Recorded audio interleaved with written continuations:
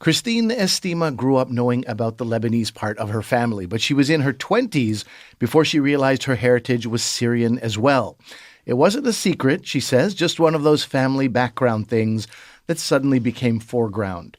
Christine has done a deep dive into the history of her family through their years of living in Montreal and beyond, and her new story collection pulls from that, showing the long history of Arab immigration in Canada. It's called the Syrian Ladies Benevolent Society, and it's populated by war heroes, freedom fighters, lovers, and city builders. Christine Estima joins me now in the Toronto studio. Hello and welcome to the next chapter. Hi, thanks for having me. Christine, let me ask you, how did you see your cultural background when you were growing up? It's interesting because I think that when you grow up in a society like Canada that is incredibly multicultural, when you're a child, you don't necessarily think about it. You just feel like you're like your other classmates until it is brought to your attention. And it's usually brought to your attention by adults. And it was interesting to me to have, people come up to me and say, "Oh, you're half Lebanese and half Portuguese. So which side do you identify more with?" And I was like, "Well, I'm both."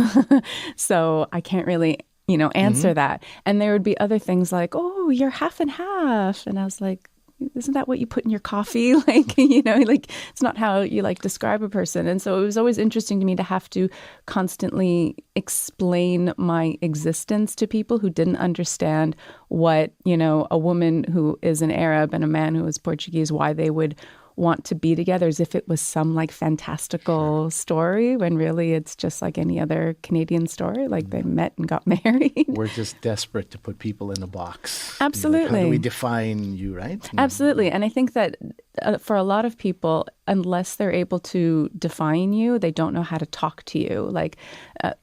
I feel like people think, well, if you're an Arab woman, you have to think like this, but don't think like this, and dress like this, but don't dress like this, and say this, but don't say this. And I always wanted to kind of explore why people feel that way, and in my own little revolutionary way, kind of bust that open and kind of provoke people and, ask them, why do you feel that way about, Arab women, or even just people of a mixed ethnicity? What are these preconceived notions you have? Well, at the risk of further putting you in a box, I read this and really enjoyed the Montreal part of your identity. I grew up in Montreal as well, and you paint a very fun picture of the city in many ways. And many of those people in the stories are the people who make the city what it is.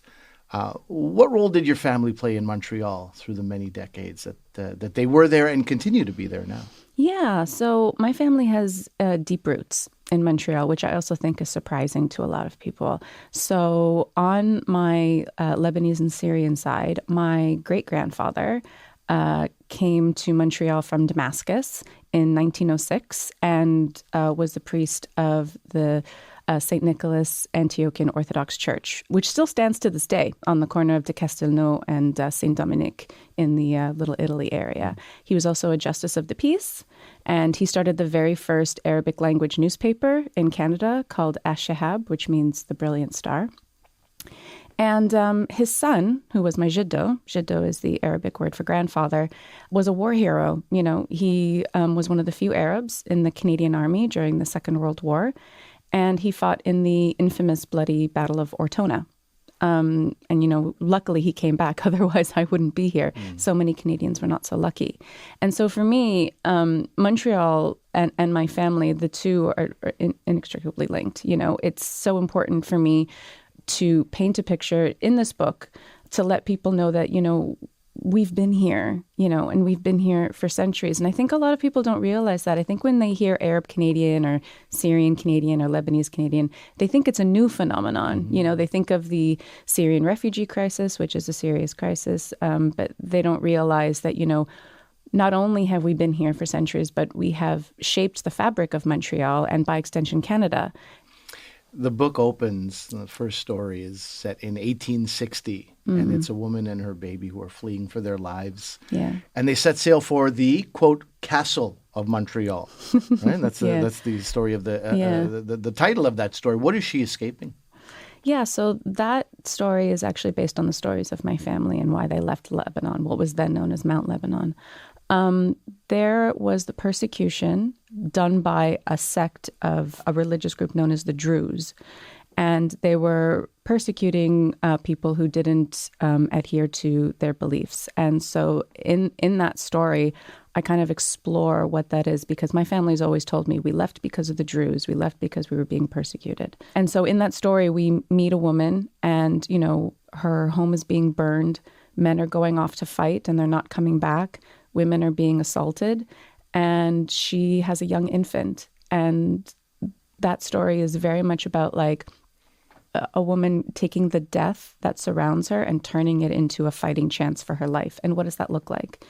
When you're trying to be a mother, but mothering is incredibly difficult when you're fleeing on foot and trying to get to the ships that are leaving the port of Beirut and trying to escape persecution. Perhaps you will make choices that could harm other people, but they serve yourself, and it all becomes about self-preservation. And I was really interested in kind of exploring those issues. And the second story is the title story. It's called the Syrian Ladies Benevolent Society. Did that society actually exist?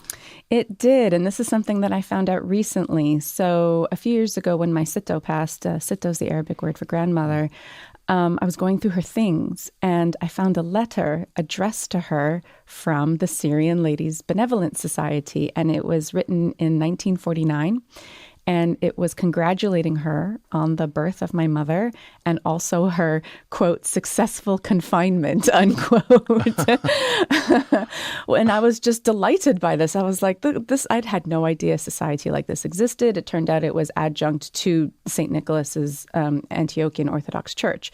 And also I just found that having a society like that, knowing about that today might be surprising to some people. People listening might be wondering, so I'm going to ask you about successful confinement. What did she mean by that? Yeah, so back in the day, giving birth was seen as an animalistic act.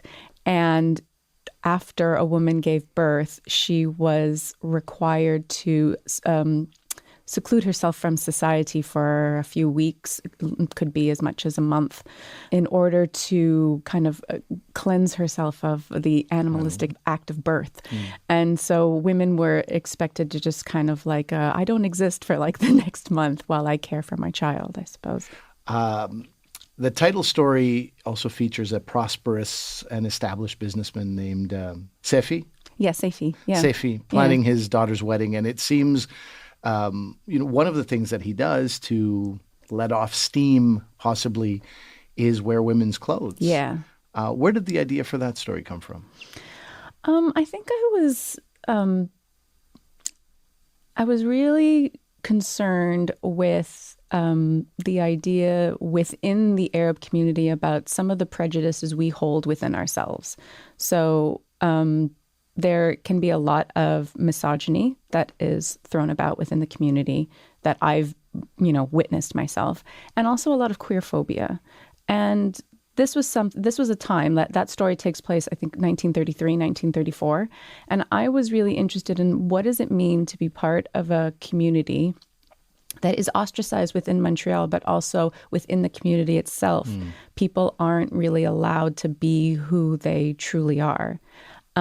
And what does that look like? And here's a man who is, he's running around Montreal trying to care for everybody, and he can't truly be himself. And I was also really kind of interested in, the women that also populate that story kind of give him a hard time. Like almost every woman that he encounters throughout the story isn't so benevolent. And what does that look like as well? And I had a few comments. It was interesting in the editing process of that story. There were a few comments like, he's the protagonist, but he's also a bit of a misogynist. And I was like, yeah, he is. It's interesting. That's the complexity. Exactly. And I was really, really interested in having protagonists and having characters that were complicated, that were nuanced, that didn't necessarily have the same ethics and morals that I, as a 21st century woman, have. And at the same time, while they may be making mistakes, you still root for them. You still want them to figure it out. And sometimes they almost do. And that was important to me. Yeah. It's a very interesting story. I really enjoyed it. Thank you. Another story you write in this book is called Ortona, set in Italy during the Second World War. And Ortona is where a very bloody battle was fought that I learned about. And your grandfather fought in that battle as one of the few Arab men serving in the Canadian Army. You don't focus on that. It's not his story. Yeah. It's actually the story you choose to tell is the one of this young Lebanese woman from Montreal who was recruited to be an Allied spy. How did her story come to you? Yeah, I feel like when it comes to the Second World War or even the Great War before it, the contributions of women to the war effort have been forgotten, and that women being used as spies by the Allies was, after the war, it became really well known. And we have some famous names. You know, Josephine Baker was she was a spy for the French. And I think a lot of people don't know that. And for me, I wanted to bring it home again to shine a light on the stories of Arab women. So let's explore this and let's see where the story goes. You mentioned your Jiddo and your Sito grandfather and grandmother. And grandfather and grandmother characters appear throughout these stories, especially the larger-than-life character that is Sito. And then you also dedicate this book to my Sito. To your Sito, right? Yeah. Tell us about her. Oh, bless her soul. So my Sito I think my feminism is directly informed by her. Her name was Louise Zarbatani, and born and raised in Montreal, and her father abandoned the family when she was really young, and so she only got up to grade 7, and then she had to go work in a factory. She was a seamstress her entire life. And she was very much like, she wouldn't let anybody pull a fast one. You know, she was no shrinking violet. She was no wallflower. And that's what I really loved about her. And I find that her voice comes out in a lot of stories in this book because, again, I think it's surprising for people to learn that Arab women are also incredibly strong-willed and have agency. As you talk about women with agency, I'm thinking about this story, Belly Dancer. Yes. I wanted to ask you about that too. The young woman in this story becomes engaged in Montreal to Gustave, who's a French-Canadian young man. And then there's an engagement party where the families meet. Yeah. And the young woman performs a belly dance. And then not long after that, her fiancé gets cold feet. How do you see that engagement party unfolding? Belly dancing is something that, you know, I guess within our community, it's not seen as necessarily something that's like exotic or even provocative. And so to have a scene where, you know, the Arabs are on one side and the French Canadians are on the other, and they're just kind of watching as like this affianced young woman is, you know, shaking and gyrating her hips, is incredibly sexualized and perhaps not something that polite people in proper genteel society would expect at an engagement party.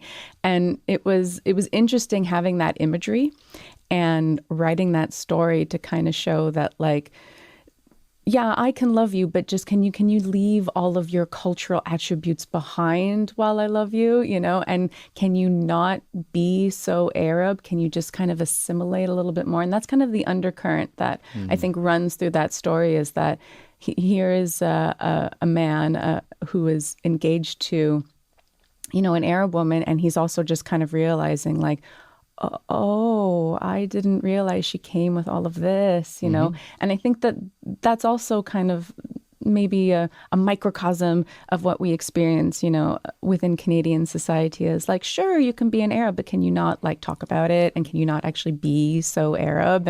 And you know, can you not support causes that I disagree with? Things like that. Sure. So that was a really interesting, because I didn't want to shove that in the reader's face and be like, here, it's didactic. You know, I wanted people to be engaged with a heartbreaking story. Sure. Yeah. Sure. I enjoyed that, reading about that idea of being in love with someone despite who they are, not because of who they are. This is a very, very common thing, but I really enjoyed the way you presented that. Oh, thank you. Many of the characters in the story, it's pretty clear they love Montreal. They're very deeply connected to it and invested in that city, but they also have their either feet or hearts in another place, in Lebanon. Can you talk a little bit about that, having your feet in two places and two cultures? Yeah, it's really interesting, when you're born and raised in Canada, but your family came from another country, you can feel two completely polar opposite things. One, you can feel like I am disconnected from that country where my family came from, but I want to know more. I want to feel closer to that. At the same time, you can feel disconnected in Canada because nobody looks like you and the culture isn't, catering to you perhaps. And that can feel a little confusing because you don't necessarily feel like you fit in Canada, but you don't necessarily feel like you fit in your family's, your ancestral country as well. And so really, for me, I think the book is a lot about, well, maybe this might sound a little hokey, but it comes from within. The only home you'll ever have is within yourself. Even if it does sound hokey, it's like truer words have never been spoken. I went through the same thing as the child of Pakistani immigrants. You go to Pakistan, this place that has been, just put on a pedestal to me as a young person. And I go there and I'm like, these people they don't like me at all. I'm the subject of huge mockery over here. And Absolutely. Back in Montreal, I was never quite, like a French Canadian or white kid either. So Exactly. I completely connected with that.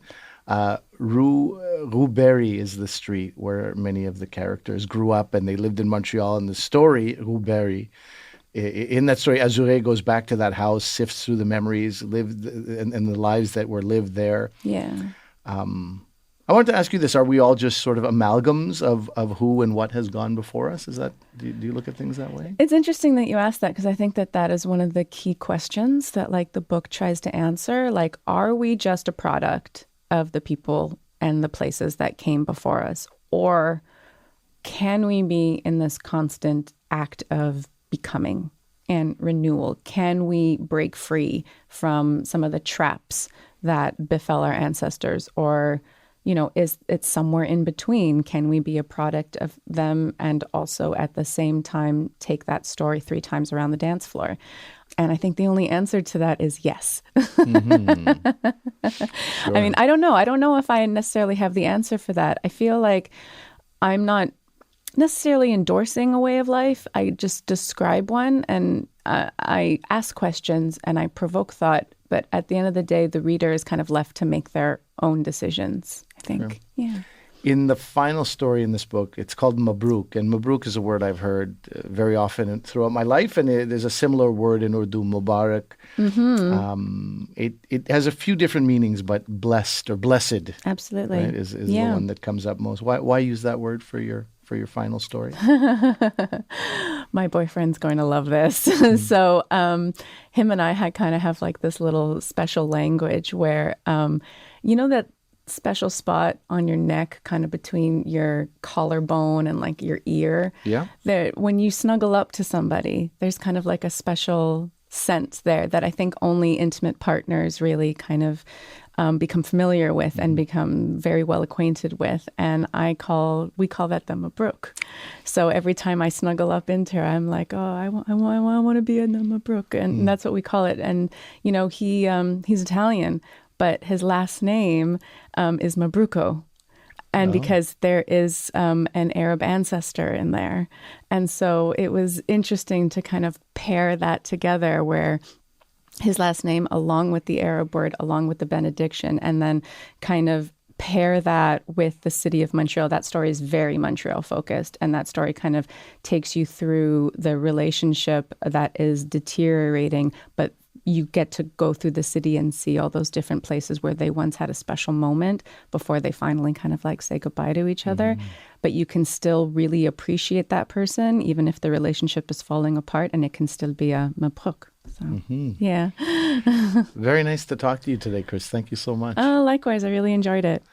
Christine Estima is the author of the Syrian Ladies Benevolent Society. She spoke with me in our Toronto studio.